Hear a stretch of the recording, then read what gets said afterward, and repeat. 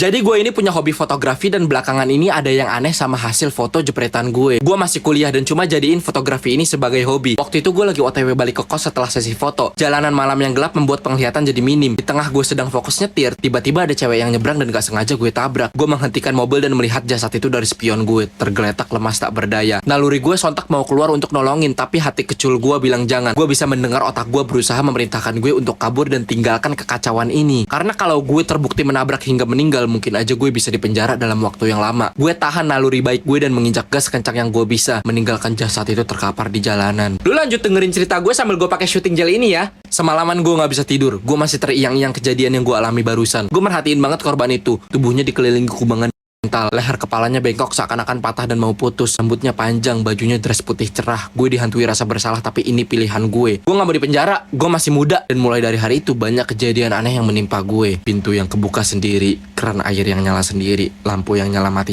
sendiri. Dan yang paling gue benci adalah hasil foto gue. Gue tuh suka foto apa aja ya, gak harus foto orang gitu. Foto jalanan, foto ayam, foto pemandangan, pokoknya random deh. Apa aja yang gue mau foto ya gue foto. Nah sejak hari itu hasil foto gue selalu aneh. Awalnya gue merhatikan ada bayangan putih yang ada di setiap foto gue. Awalnya gue kira itu efek lensa dan kebetulan emang lensa gue udah jadul banget. Tapi makin kesini makin jelas, setiap gue foto sesuatu pasti ada sesosok bentuk aneh di dalam foto gue tersebut. Entah kadang di tengah, di samping, di atas atau di bawah, yang pasti selalu ada. Dan kalau diperhatiin dengan teliti, sosok itu berambut panjang, berbaju putih, berwajah pucat dengan mata putih seluruhnya. Sosok itu selalu dalam keadaan tersenyum mengerikan ketika di dalam foto. Dan yang paling mengerikan tentunya lehernya yang selalu bengkok seakan-akan kepalanya mau putus. Gue mikir ke diri gue sendiri, apa iya ini adalah arwah dari cewek yang gak sengaja gue tabrak waktu itu. Sejak saat itu leher gue jadi gampang banget sakit dan pegel-pegel. Gue jadi sering pergi ke tukang urut namun gak menghilangkan rasa sakit dan pegelnya. Gue CT scan ke rumah sakit pun hasilnya normal. Gue hanya bisa pasrah dan kembali ke kos gue yang sekarang jadi dihantui. Sebelum tidur gue ke kamar mandi untuk menatap wajah gue di cermin. Wajah gue semakin berminyak dan jerawat semakin banyak tumbuh di mana-mana. Dan kadang timbul warna merah kemerahan. Gue pun buru-buru ke tempat tidur untuk istirahat dan matiin lampu.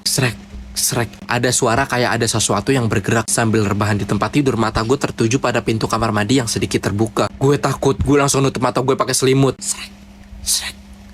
Suara itu seperti berjalan mengarah ke tempat tidur gue. Gue semakin parno namun cuma bisa merem supaya gak ngeliat apa-apa. Gue megang selimut gue erat-erat biar gak lepas. Tiba-tiba gue ngerasa kayak ada yang narik selimut. Awalnya pelan namun tarikannya semakin kuat. Gue masih memegang selimut gue dengan kencang juga. Namun tarikan itu terlalu kuat yang membuat gue melepaskan selimut, membuka penglihatan mata gue. Dan disitulah dia, di ujung tempat tidur dekat kaki gue. Hanya terlihat kepalanya saja yang nongol dan tegelan ke kanan layaknya patah. Raut wajahnya seram menyeramkan. Sekujur wajahnya putih, begitu juga dengan bola matanya. Rambutnya panjang yang hampir menutupi wajah seramnya. Gue pingsan dan terbangun lemas keesokan paginya. Enggak, gue gak bisa biarkan ini terjadi terus. Gue bangun dan segera siap-siap untuk berangkat ke kampus. Leher gue makin sakit dan makin pegel hari demi hari. Sebelum berangkat gak lupa gue ke kamar mandi untuk kembali menatap wajah gue di cermin. Wajah gue semakin berminyak dan semakin berjerawat. Gue berkata dalam hati gue, sekarang udah saatnya gue pakai Centella Gel Moisturizer dari G2G. Ini real keren banget sih. Sebelumnya tuh gue cuma pakai sabun muka aja dan gak pernah ada efek apa-apa. Gue coba searching dan ternyata nemuin produk yang benar-benar cocok banget buat gue, orang yang tipikal kulitnya berminyak dan berjerawat. Cara makainya tuh simpel banget ya. Lu tinggal olesin gelnya ke wajah lu secara merata. Efeknya itu bisa membantu menyegarkan kulit dan menjaga kelembaban kulit wajah lu. Gue kaget banget karena pas pertama kali gue pakein ke wajah dan rasanya tuh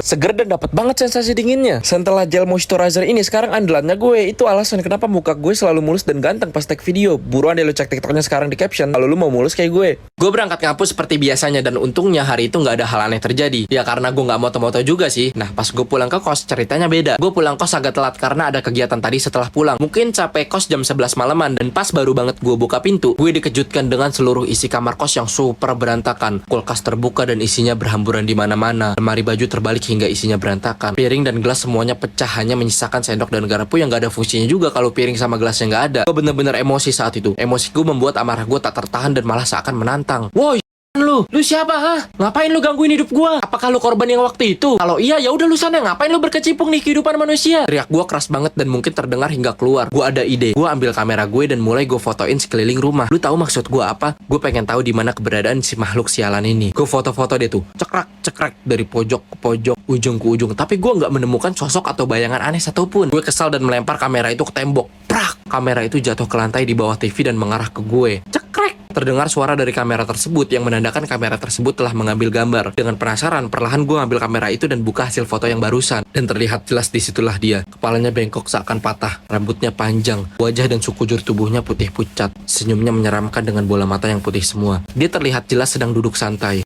di atas pundak belakang leher gue.